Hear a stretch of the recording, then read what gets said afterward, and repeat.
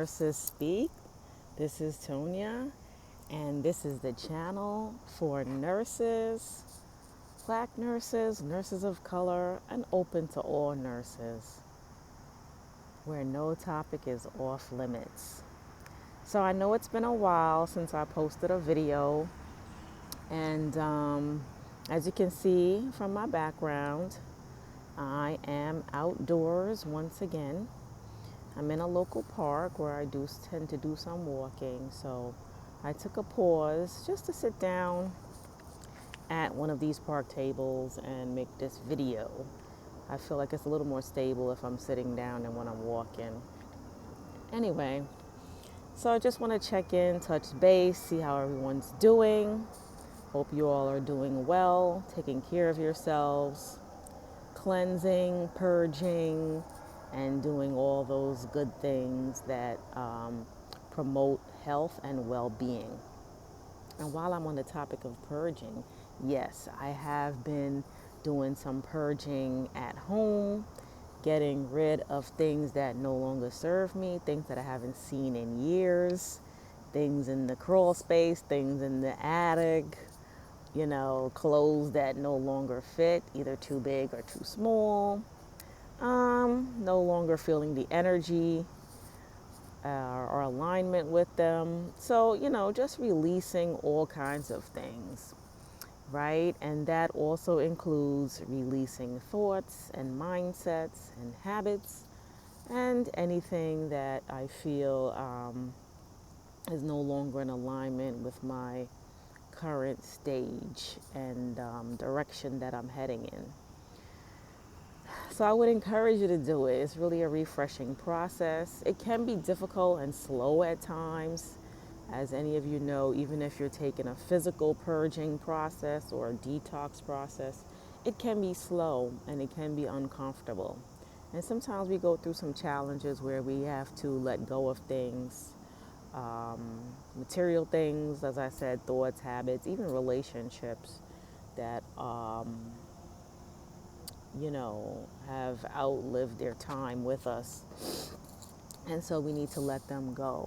And so, I have some items at home that I'm just kind of like looking them over. They're sitting there in a corner and I'm like, But anyway, I did my due diligence and I made, several piles and things, of course, that will be kept. And of course, there's things that will be donated and things that will be discarded. So I do donate to several charities, and usually, I make about a trip to each of them on a weekly basis throughout this process to just kind of release what I have collected from my environment. And so it's been good. They're getting to know me. I'm becoming a regular in many of these places, but that just goes to show you over the years how many things we accumulate. And then we get to a stage in life where we realize we don't need this. And as much as I like to give things away, so many people around me, are living in such an abundant state that they don't need anything either. So, I find that the quickest and easiest way is to make donations to charities. And therefore, these goods that no longer are of need for me can be of use from someone else. But if anybody out there listening knows of any charities, particularly in the New York, New Jersey area, where it's local to me, or any charities that, schedule pickups of items, or even looking for donations, drop those information in the chat. And this way, we can all benefit from sharing what things we no longer need that could be of benefit to someone else. So thank you for that. And moving right along to the next topic, I just wanted to share a couple comments on an article that I read that came out recently, right? So we're in August 2022. That's just a general timestamp, right? From the ANA, which is the American Nurses Association, wherein they acknowledged and basically put out a letter of apology to, black nurses, nurses of color who have been discriminated against. So they acknowledge the systemic racism within the nursing profession. They acknowledge the bias. They acknowledge that we have been traumatized. We have been denied promotions. We have been denied career and educational opportunities. We have been ostracized in the workplace and, face discrimination, bias, either unconscious or unconscious, at many of our white colleagues and those in administration. So I'm not sure how many of you have read that, and I'm going to put a link to it in the description of this video anyway, so if you haven't read it, you can. When I read it, I was kind of surprised that they actually put that out there, because this is not a new topic, racism within nursing. I, for one, knew that it existed for decades. I've been a nurse for over 30 years already. And so I encountered it in the very beginning of my career, and it's unfortunate because sometimes there are also black nurses, and other nurses of color that pretty much are complicit, right, in those racist acts and those acts of discrimination against their own fellow black nurses and nurses of color, because they want to be in alignment with the authority, right? They want the opportunities to get, the crumbs that are being thrown off the table to get, charge nurse positions or head nurse positions or first dibs on overtime, things of that nature. Back in those days, those were the things that, nurses of color could aspire to, right? You certainly weren't going to be a director, or you weren't going to be functioning at an administrative level, so you just basically had to take what you were given. I can actually recall being denied opportunities to work in specialty areas. I worked in a hospital where the staff was predominantly white, and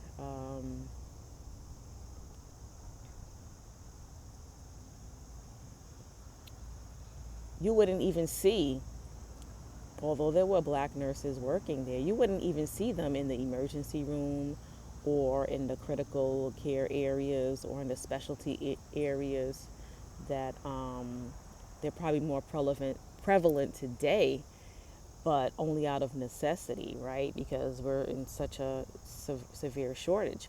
But having mentioned the shortage issue, even when I was a nurse, like I said in the beginning of my career, I'm going back now into the early 1990s, nurses were being brought in from other countries, right? There was all these visa programs. The visa program allowed nurses to come over from other countries. So you had nurses coming from Europe, nurses coming from the Philippines. I think more recently you've had more Indian and Chinese nurses coming over. So, the United States has been successful in recruiting nurses from many places around the world. But unfortunately, what they haven't been able to do is really solidify their nursing workforce that are domestic, right? So those of you that went to college here, were trained here, you're finding it difficult to even get a job when you graduate. Now, that may not be the case necessarily post-pandemic, but I know leading up to that, a few years ago, I know there were so many nurses that I had read about and encountered that couldn't even get jobs. I mean, they were willing to do anything. Some of them had finished nursing school and they were working as aides or techs or, other things, because a lot of facilities weren't even hiring new graduates. They didn't even have programs to, like, those nurse extern programs to bring in the new graduates to train them in any particular area. So it's been a rough ride for nurses all around. And, there's so much in that to unpack. But as far as the racism go, I feel it's nice that they want to acknowledge the trauma that we faced, but it's a little bit it's a little bit too little, too late. And whilst I could understand the acknowledgement of it in these political times, there's a lot of acknowledgement of institutional and systemic racism going on now. And so I think one of the first steps in addressing a problematic issue is to acknowledge it. So if we're just at the acknowledgement phase after all these decades, then I feel like we still have a long way to go. Because unfortunately, discrimination, and bias doesn't just disappear because an organization makes a statement about it. This is something that exists in the hearts and minds of people that they've been indoctrinated with, right? I mean, it goes from the top down. I mean, if a patient can come into a healthcare facility and say they don't want a black nurse taking care of them, and they're giving that option, well, that's one level. If you're dealing with peers that isolate you or ignore you or don't support you in the way they support their white colleagues, that's another level. If you have a frontline management team that maybe gives you the most difficult patient assignments, doesn't approve your request for time off, or unfairly disciplines you for minor infractions, that's another level.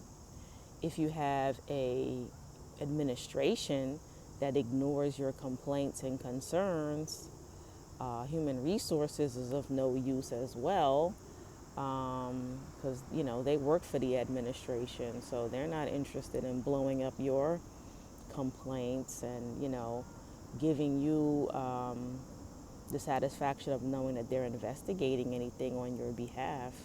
So a lot of times nurses are forced to go outside to get legal counsel, to go to their local EEO offices, to really make their situation known when they're working in a hostile work environment, right? And so, and sometimes these situations are difficult to prove because you need to be documenting things on a regular basis. So in some instances, you need to have witnesses, people to corroborate your allegations, because these are the things that a lawyer is going to be looking for. I recall one instance where I had a significant statement made to me about, work culture, and, a director had told me something to the effect, well, we work hard to build this culture and we don't really feel like you're a good fit in here. And now, mind you, I'm one of a few black people in there, but I didn't have the longevity that some others had. And of course my attitude was probably a little bit different because I did not allow myself to be manipulated and pushed over in certain situations. And so while I was very, professional, very pragmatic, very respectful, the fact that I did not bow, right, to the white ones, it was not something that was looked as favorable for me. So I knew that that was a racially motivated comment that she made. It was very clear, to me. And she had her right-hand woman right there with her when she said this. And it got to a point where, it was obviously going to result in me not continuing to work in that environment. And so, the feeling was mutual. Now, I felt the organization was big enough to look at other opportunities, but then it occurred to me, even talking to someone else in human resources, that, it's kind of like this is how it is here. And really and truly, it should have been a tip off to me to know this, because I remember sitting in the orientation and listening to the CEO of the facility just talk about just talk to everybody in the orientation. And it was a general orientation, not just nurses. It was all new employees, had this basic introduction to the facility, the organization, the benefits, things like that. It wasn't a specific role orientation, but and so what happened was the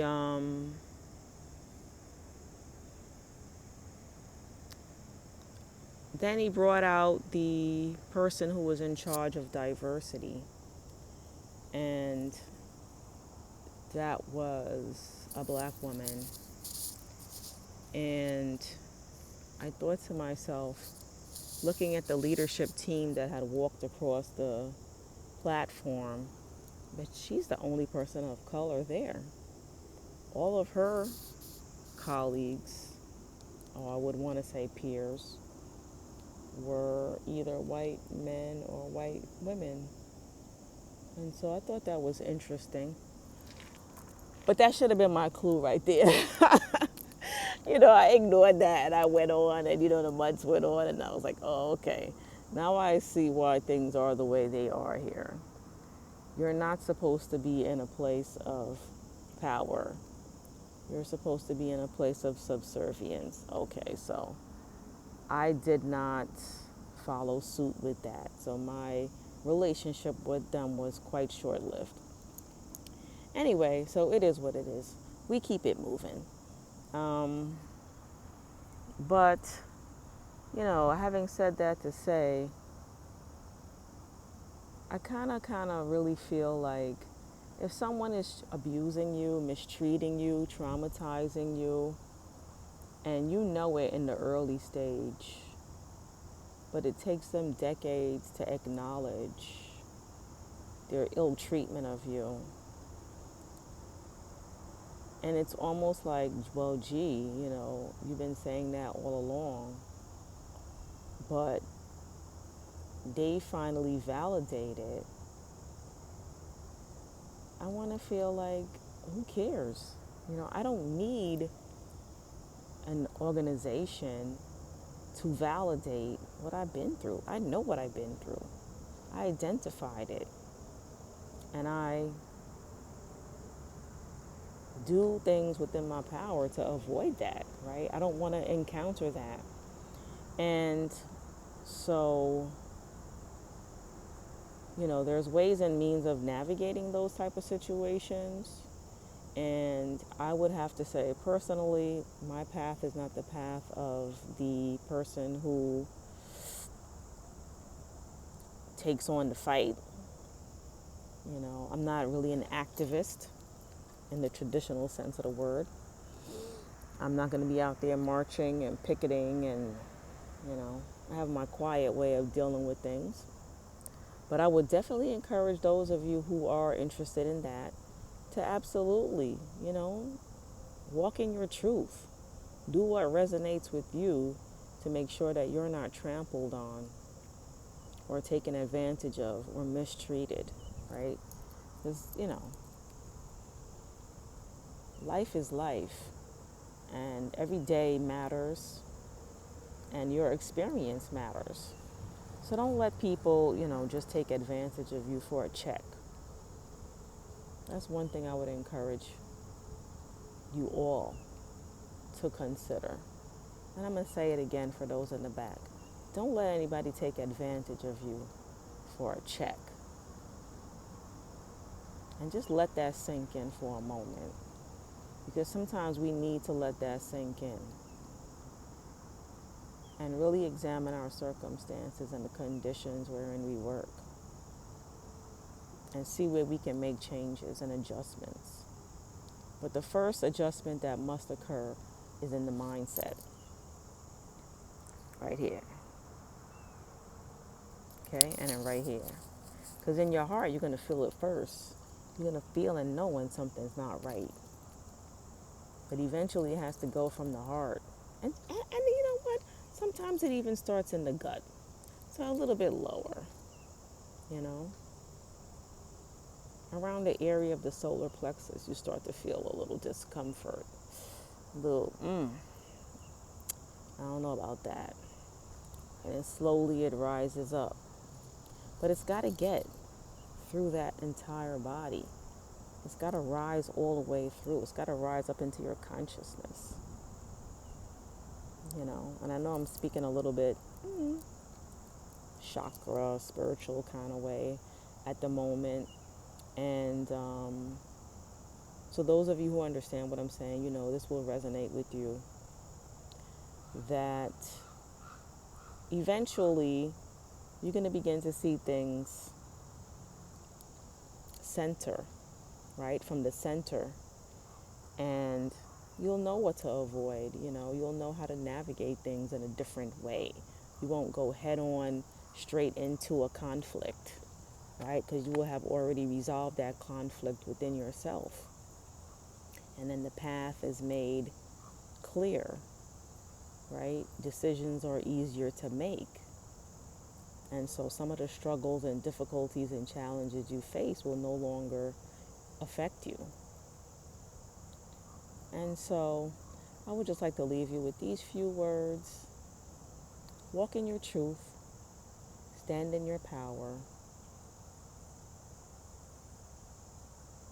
And just be. Just be.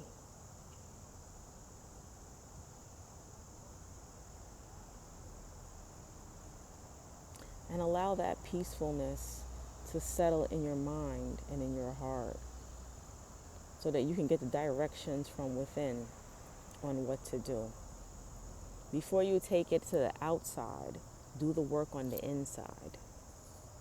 And that's where you'll have the most profound impact. So, let me stop for now. This is Tonya at Nurses Speak. Like, subscribe, and share. And of course, put your comments in. Let me know what you want to talk about. Until next time, be well. Bye now.